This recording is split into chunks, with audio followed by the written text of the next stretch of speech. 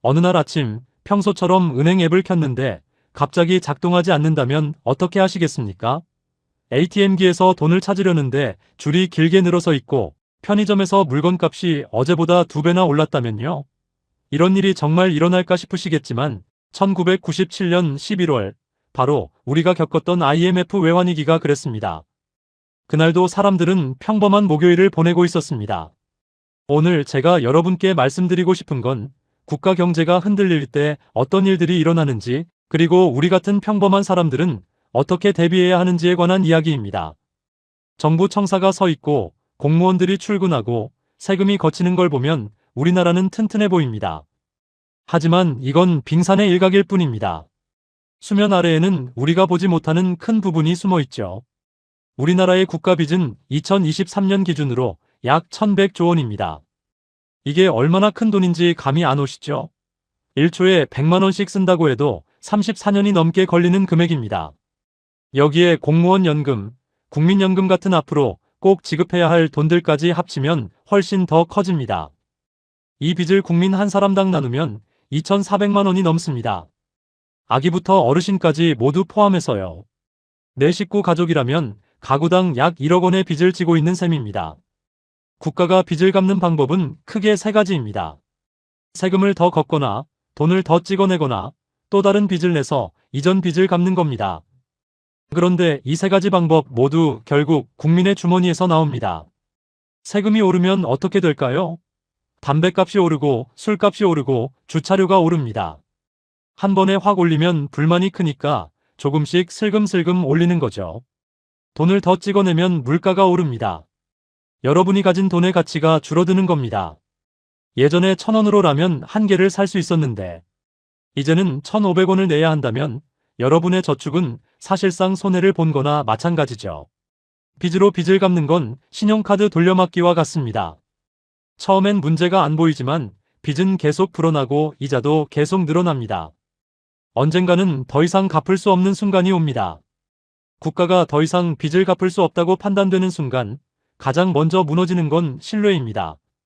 돈에 대한 신뢰, 정부에 대한 신뢰가 한순간에 무너지는 거죠. 그리고 이 신뢰가 무너지면 국가를 지탱하던 모든 것들이 연쇄적으로 무너지기 시작합니다. 현대은행 시스템은 이렇게 돌아갑니다. 여러분이 은행에 1,000만 원을 예금하면 은행은 그 돈을 금고에 고스란히 보관하지 않습니다. 법으로 정해진 일부만 남기고 나머지는 다른 사람에게 대출해줍니다. 그 사람은 받은 돈으로 집을 사거나 사업을 하고 그 돈은 다시 다른 은행으로 들어갑니다. 이 시스템은 하나의 전제 조건 위에서만 작동합니다. 사람들이 동시에 은행에 가서 돈을 찾지 않는다는 것이죠. 만약 어느 날 갑자기 모든 사람이 은행에 가서 자기 돈을 찾으려고 하면 은행은 실제로 그 돈을 전부 가지고 있지 않으니까 돈을 줄 수가 없습니다.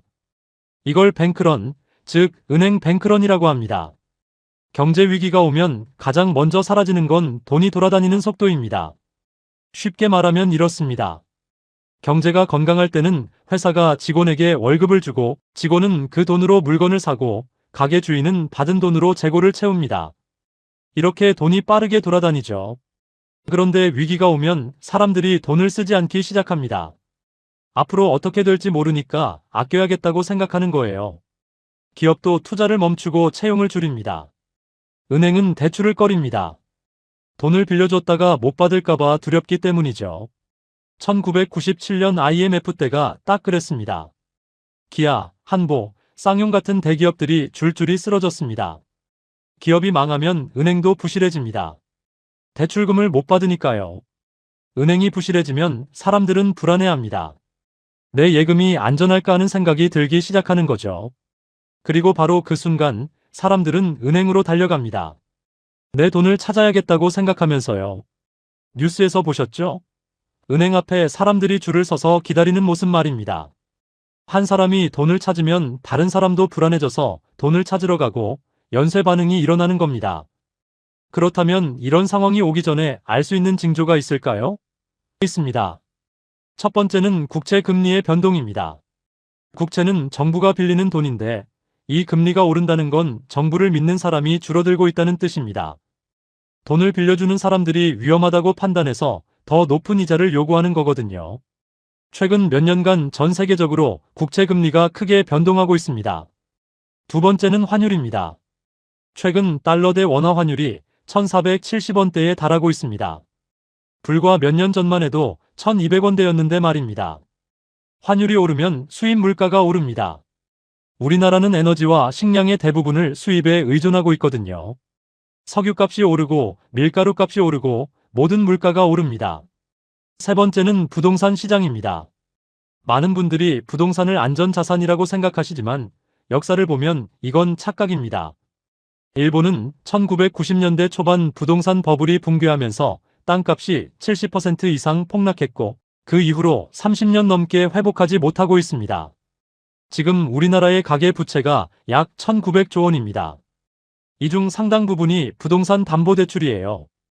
만약 부동산 가격이 떨어지기 시작하면 집값은 내려가는데 빚은 그대로니까 사람들은 빚더미에 앉게 됩니다.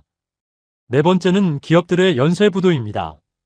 경제가 어려워지면 특히 빚이 많은 기업들이 가장 먼저 타격을 받습니다. 한 기업이 무너지면 그 기업과 거래하던 다른 기업들도 연쇄적으로 타격을 받습니다. 완벽한 해결책은 없습니다. 하지만 준비는 할 수 있습니다. 복잡한 방법이 아니라 세 가지만 기억하시면 됩니다. 먼저 자본을 지키는 겁니다. 어느 날 아침 눈을 떴는데 스마트폰 뱅킹 앱이 작동하지 않는다고 상상해 보세요. 그런 순간 여러분 주머니에 있는 실물 현금만이 유일하게 가족의 저녁을 책임질 수 있습니다. 빚은 당장 줄여야 합니다. 특히 변동금리로 묶인 대출이 있다면 더욱 위험합니다. 금리가 올라가는 속도는 생각보다 훨씬 빠르거든요. 빚이 없는 사람과 빚에 쫓기는 사람의 생존은 비교 자체가 안 됩니다. 은행에만 돈을 넣어두지 마세요. 예금자 보호제도가 1억 원까지 보장해준다고 하지만 그건 한두 개 은행이 무너질 때 얘기입니다. 시스템 전체가 흔들리면 어떻게 될까요? 실물 현금을 집에 보관하세요. 전산망이 마비되었을 때 사용할 수 있는 비상금이 필요합니다. 그리고 실물 자산입니다. 화폐 가치가 무너지기 시작하면 물건값은 하루가 다르게 오릅니다. 식량, 물, 생필품을 미리 준비해 두세요. 이건 과도한 준비가 아니라 상식적인 대비입니다. 다음은 능력입니다. 위기가 오면 돈의 힘은 줄어듭니다. 대신 능력이 모든 걸 결정하게 되죠. 여러분이 무언가를 만들 수 있는가, 고칠 수 있는가, 가르칠 수 있는가. 이게 살아남는 사람과 그렇지 못한 사람을 가릅니다. 손으로 무언가를 할 수 있는 사람들은 어떤 상황에서도 필요합니다. 경제가 어떻게 돌아가는지, 시스템이 어떻게 작동하는지 이해하고 있어야 합니다. 뉴스를 봤을 때 그게 정말 의미하는 게 뭔지 읽어낼 수 있어야 해요. 건강도 생존 능력입니다. 2010년 그리스 재정 위기 때 병원들이 문을 닫기 시작했어요. 약이 떨어지고 의사들이 월급을 받지 못해 떠났습니다. 평소에 건강을 관리하지 않으면 위기 상황에서 의료 서비스를 받을 방법이 없습니다. 자산과 수입원을 다양화하세요. 모든 걸 한 곳에 몰아넣으면 그게 무너질 때 여러분도 함께 무너집니다. 한 가지가 무너져도 다른 걸로 버틸 수 있게 만들어야 합니다. 실제로 위기 상황에서 사람을 힘들게 하는 건 돈이 없어서가 아닙니다. 공포와 절망이 사람을 힘들게 합니다. 1997년 IMF 때도 경제적으로 어려웠던 것도 있지만 많은 분들이 심리적으로 무너졌기 때문에 더 힘들었습니다. 위기가 오면 혼자서는 견딜 수 없습니다. 가족, 친구, 이웃, 서로 돕고 의지할 수 있는 사람들이 필요합니다. 지금 관계를 잘 유지하세요. 위기가 오면 그 관계가 여러분을 지켜줄 겁니다. 불안, 공포, 분노 같은 감정들이 밀려올 겁니다. 그때 무너지면 안 됩니다. 역사를 보면 위기 속에서도 냉정함을 유지한 사람들이 살아남았어요. 가장 중요한 건 균형입니다. 너무 낙관하지도 너무 비관하지도 마세요. 공포에 빠져서 모든 걸 팔아치울 필요는 없습니다. 하지만 아무 준비 없이 내일도 오늘과 똑같을 거라고 믿는 것도 위험합니다. 준비는 하되 일상을 살아가세요. 위기가 올 수도 있고 안 올 수도 있습니다. 하지만 한 가지는 확실합니다. 준비된 사람은 어떤 상황이 와도 살아남을 확률이 높다는 겁니다. 역사는 계속 반복됩니다. 과거에 일어났던 일들은 미래에도 다시 일어날 수 있어요. 하지만 동시에 기억해야 할 게 있습니다. 위기는 또한 기회입니다. 준비된 사람들은 위기 속에서도 살아남을 뿐만 아니라 새로운 시대를 만들어 갈 수 있습니다. 중요한 건 눈을 뜨고 있어야 한다는 겁니다. 세상이 어떻게 돌아가는지 이해하고 변화의 조짐을 읽어낼 수 있어야 합니다. 대부분의 사람들은 위기가 닥치고 나서야 깨닫습니다. 하지만 그땐 이미 늦어요. 지금은 아직 여러분에게 선택권이 있습니다. 이 선택권을 어떻게 사용할지는 여러분에게 달려 있어요. 세상은 여러분을 지켜주지 않습니다. 결국 자기 자신을 지킬 수 있는 건 자기 자신뿐입니다. 이 모든 이야기가 꼭 일어날 거라는 게 아닙니다. 정부와 중앙은행이 적절히 대응해서 위기를 관리할 수도 있습니다. 기술 혁신이 새로운 성장 동력을 만들어낼 수도 있고요. 하지만 준비하는 게 나쁠 건 없습니다. 보험을 든다고 생각하세요. 위기가 안 와도 여러분이 준비한 것들, 빚을 줄이고 저축을 늘리고 건강을 챙긴 것들은 어떤 상황에서든 도움이 될 겁니다.